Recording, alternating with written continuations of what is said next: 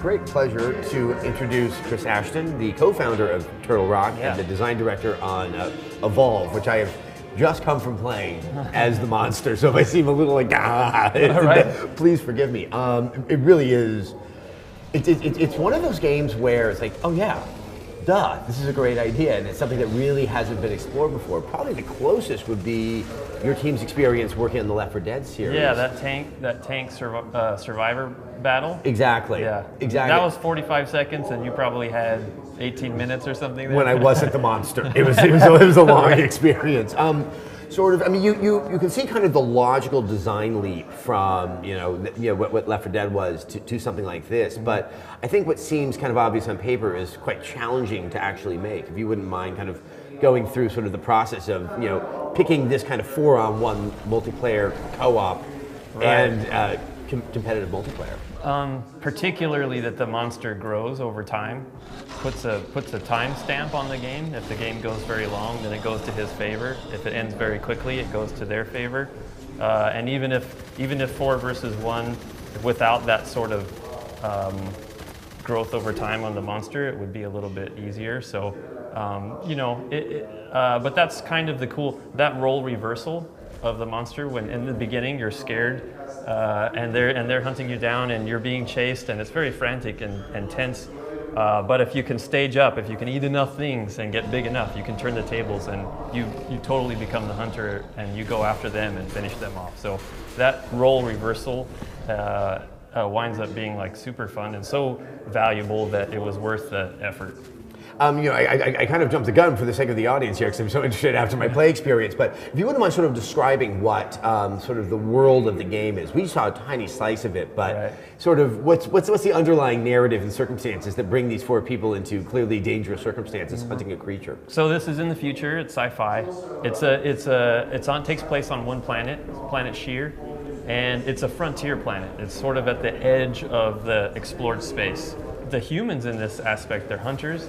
They're kind of like wildlife. They're brought in to deal with wildlife. So when we explore these planets and we go here and we start to colonize, there's always aggressive wildlife predators, that kind of thing we need to deal with. So these guys are specialists, they're wildlife specialists, but the monsters are also alien to this planet. We don't know where they come from. They show up, we don't know what they want, why they're here. All we know is they're destroying the colonies, killing people. And so the hunters are the best we've got. Now, obviously, when you're playing as one of the 4 hunters, you can think of, you can see how this has evolved from Left 4 Dead. Everyone has a very clear class system, and cooperation really seems to be probably even more key than it was in Left 4 Dead. How did you kind of work on that balancing so that, once you're separated from the group, if the monster finds you, you really are going to have a rough time in this game? Yeah, and I think, we had that sort of, if you separate from the team in Left 4 Dead, then you're probably going to die. We had that similar aspect, but I think the thing that sort of became different with this one is we had so much equipment, and we wanted to go deeper on co-op, and we wanted to, in Left 4 Dead, it was sort of everybody had a gun, and we're all just moving from point A to point B. Here, if you're talking about a monster that's growing over time, how to deal with that, it becomes a more complex issue. So you've got a guy who's made to stop the monster's movement, and that's the trapper. He can put down a mobile arena and lock him into this battle.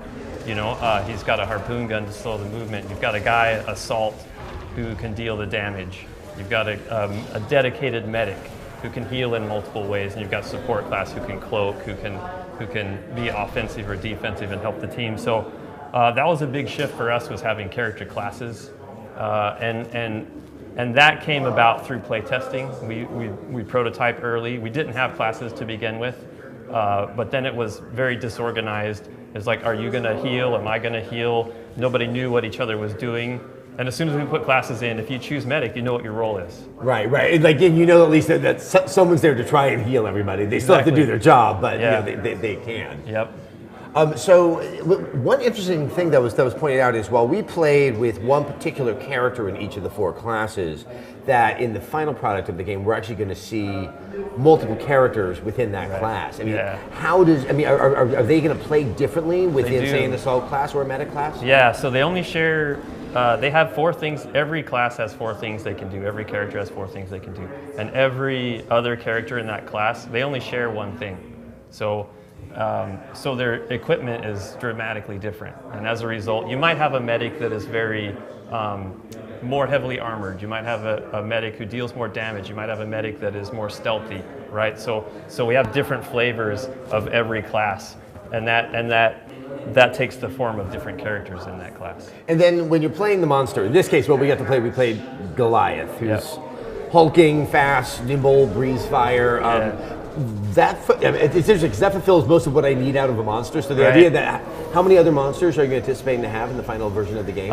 All we're saying right now is there's more. There's more? We're not putting specific numbers on it, but with the first set of hunters that we have, the medic has a med gun, and that's sort of the first thing that anyone expects in a sci-fi game. Goliath is the same thing for the monsters. He's just, like you said, he's the first thing that everyone thinks of. Breathe fire, throw a rock, leap, climb, punch, right? So, but then beyond that, after you play Goliath and you start looking at the other monsters, they start to go off in much different spaces, and they all play different. And the goal was to fundamentally change the game when there's a different monster.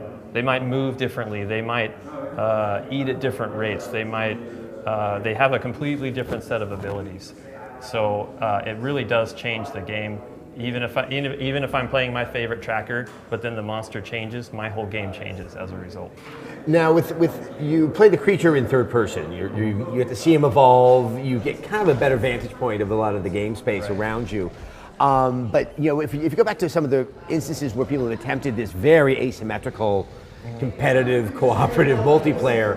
And I think the Aliens versus Predator games are the ones that really try to kind of carve that out. You always saw some challenges, in the balancing, which I think has been resolved here from what I've played, but also sort of in those controls. We're so used to sort of the precision of a gun, and here you really are using, it's more than a blunt object, but it's just kind of, area attacks. I mean, that is challenging to try to get into the game and have a balance and not have it become awkward for the player. How did you try to overcome that?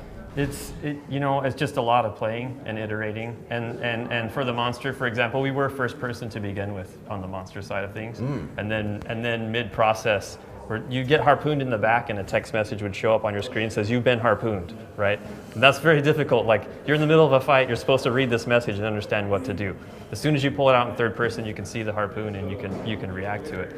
So yeah, going to third person was a big one. And then from day one, we wanted the monster to feel very organic. So his abilities are all on different buttons. So it's a lot more like a fighting game, as opposed to when you're playing a human, you're used to, in Battlefield or any other, you switch to the new item and then you pull the trigger to use it. The monster, he doesn't have to do that. So you can combo things very quickly. It almost winds up being a fighting game. And obviously the evolution of the monster, I mean, it is the name of the game. It's interesting the way that you are striking the balance, because what you really want to do is evolve very quickly, because you're going to become that much more powerful and you're going to get the upper hand. But at the same time, by doing that, you seem to be alerting all the hunters to where your presence is. And like it's interesting as I try to get my head wrapped around, okay, what is my priority here? I mean, if you wouldn't mind giving a sense of how you think the ideal way of playing a monster is. So, from a design standpoint, what we wanted to do was make a stage. Stage 2 is toe-to-toe with the team, with the hunters. So that was like a fair fight, out of the box, 50-50 win ratio. So stage 1 is less than that, and stage 3 is more than that. So and are there just 3 stages for the creature? Yeah. Okay. Yeah. So stage 1, obviously, you're desperate to get to stage 2. And that's not to say that you can't win at stage 1. There are guys in the office that routinely win at stage 1. It's very hard to do, and there are things you can do. We have basically an outside player in the game, and that's the wildlife, and carnivorous plants, predators, that sort of thing. If I'm a stage 1 monster and you step in a plant and get killed, and now there's only 3 hunters, as soon as there's 3, that team dynamic starts to fall apart, and I can take advantage and capitalize and finish the game at stage 1 just because you guys messed up. So stage 1 can win. Even at stage 3, the hunters can win, but stage 2 is where it's sort of that 50-50. So at stage 1, I want to get to 2. Once I get to 2, I can breathe. And then if I get to 3, now I'm like super excited and aggro. I think the other thing that may go unnoticed, but is really probably the biggest biggest difference from the Left 4 Dead series is that had a very, you had a place to get to. You're getting from A to B. Here, you're dealing with a far more open area game. Yes, there are generators and there's kind of a pressure point at the end of it. Right. But in terms of level design, you have a creature that's changing in size and skill, right? And you have hunters with jetpacks, and you can move freely around the environment. I'm curious how long it took you guys to kind of get to like a comfort zone and how you're supposed to design that level. Yeah, I mean the levels were changing size drastically, probably for the better part of 3 years. The monster climbing was within the last, I don't know, probably year and a half, where he can very smoothly climb over anything. And so, it's an arms race, really, when you're developing the game. As soon as you make the monster be able to climb over anything, now the hunters have to be able to keep up. And so their jetpacks had to get better and better and better. So it's kind of... So the actual design of the game between various elements of the team are almost like the hunters versus the creature. It really is mirroring the game itself. It is, yeah. The hunters have jetpacks because they've got to be able to deal with the monster being able to climb over any obstacle. Well, I have to say, obviously, when I came from downstairs, I truly enjoyed it. I look forward to playing more. The game is scheduled for fall of this year. Yep, that's correct. Xbox One, PlayStation 4, and the PC? That's correct. All right, well, Chris, thank you so much for your time. I look forward to seeing more of the game. Awesome. All right. Thank you.